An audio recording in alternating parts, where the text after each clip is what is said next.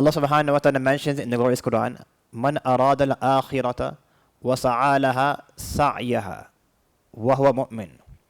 Whoever intends to acquire the hereafter and who makes efforts accordingly, and he's a believer, this person's efforts will not go to waste. Rather, Allah subhanahu wa ta'ala will value this person's efforts. So in this verse, again, these three elements, Islam, sincerity, and Sunnat Rasul sallallahu alayhi wasallam, have been mentioned. That if a person wants his deeds to be accepted, these three elements must be present.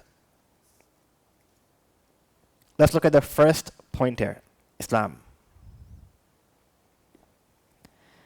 Without Islam, a person's good deeds will only be beneficial to him in this very world. Many non-Muslims, they carry out good deeds, they carry out good actions, noble actions. Many non-Muslims, they give wealth in charities. They spend thousands and millions of dollars. They help out the poor and destitute. So Allah subhanahu wa ta'ala will grant them compensation, but only in this world. In the hereafter, because there's no Islam, there's no Iman, therefore, Allah subhanahu wa ta'ala will not grant them the reward for that action. And Allah makes this clear in one verse, وَقَدِمْنَا إِلَى مَا عَمِلُوا مِنْ عَمَلٍ فَجَعَلْنَاهُ هَبَاءً مَنْثُورًا. That in the hereafter, the non-Muslims will present their good deeds, and Allah subhanahu wa ta'ala will scrutinize those good deeds, and He will see that there's no Iman, there's no Islam.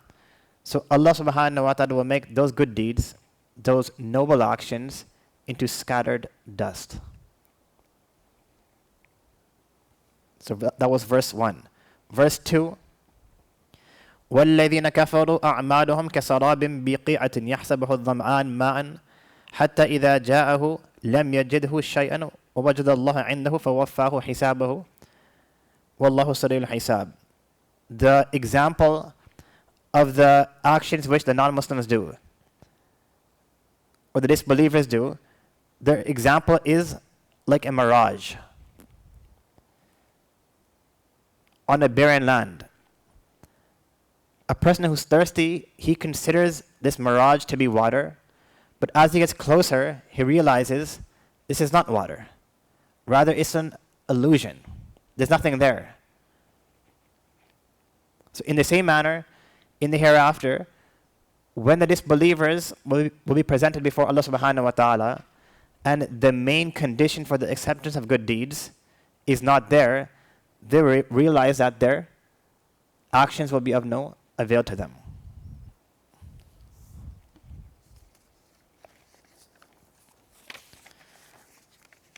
Verse 3, مثل الذين كفروا بربهم أعمالهم كرماد اشتدت به الريح في يوم عاصف. Allah subhanahu wa ta'ala gives another example to show the importance and value of Islam and Iman. Those who reject Allah subhanahu wa ta'ala, the example of their deeds are like ashes. If a strong wind passes on a stormy day, those strong and violent winds will blow those ashes as if they were never there. So in the same manner, in the hereafter, due to not having Iman, due to not having Islam, any action which was done, any noble action which was done, will have no value at all. So this is the fundamental condition of a person's actions being accepted, and that is to have Islam and to have Iman. من عمل صالحا من ذكر أو أنثى وهو مؤمن فلنحيينه حياة طيبة. Whoever does good deeds, whether he's male or female, and he's a believer, Allah subhanahu wa ta'ala will grant that person a righteous, a pleasant life, a nice life, an enjoyable life. That means a life wherein he's always experiencing contentment of heart.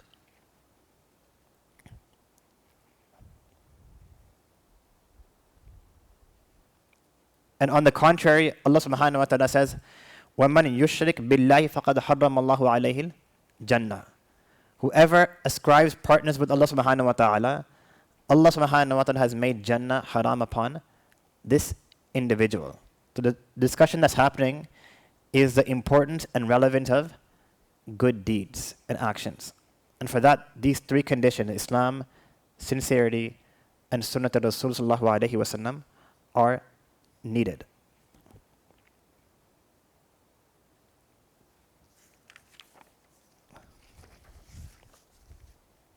Let's look at point number 2, ikhlas, sincerity.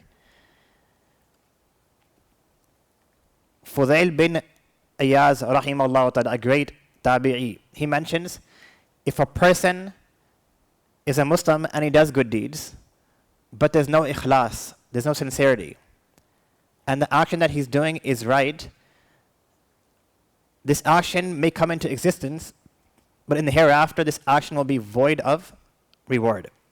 Likewise, if a person has ikhlas, sincerity, but his actions are against the teachings of Rasulullah sallallahu alaihi wasallam, again, his actions will have no acceptance in the court of Allah subhanahu wa ta'ala. So both of these elements, both of these points, sincerity and doing that action in accordance to Rasulullah sallallahu alaihi wasallam's teachings, are necessary.